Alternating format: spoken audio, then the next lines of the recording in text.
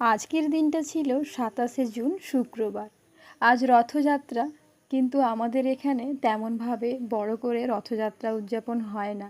তাই পাড়ার ছেলেরা মিলে ছোট ছোট করে রথ তৈরি করে এইভাবে রথযাত্রা উদযাপন করে।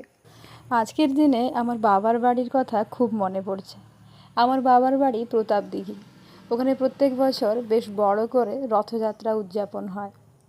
ছোটোবেলা যখন ওখানে থাকতাম তখন এই রথের দিন বিকেলবেলা করে সবার সঙ্গে রথ দেখতে যেতাম। ওই সময় রাস্তার ওপর প্রচণ্ড ভিড় হতো, আর ওই সময় দুদিক থেকে দুটো রথ আসতো, আর ওই রথের সঙ্গে একটা করে ব্যান্ড পার্টি থাকতো। আর ওই ব্যান্ড পার্টির মধ্যে একটা ছেলে বড় করে একটা ভুঁড়ি বানিয়ে ওই ভুঁড়ি নিয়ে নাচতো, আর অন্য আরেকজন ছেলে মেয়ে সেজে ভালো করে সাজুগুজু করে নাচতো। এবারে ওদেরকে দেখার যে কী বড় আকর্ষণ ছিল সে আর বলার মতো নয়। যদিও লাস্ট 15 বছরে ওখানকার আর রথ দেখার সুযোগ হয়নি। প্রথম প্রথম খুব মন খারাপ হতো, তবে এখন ওটা গা সওয়া হয়ে গেছে। সে যাই হোক, এদিকে আমি শুনেছিলাম রথের দিন গাছ লাগানোটা খুব শুভ।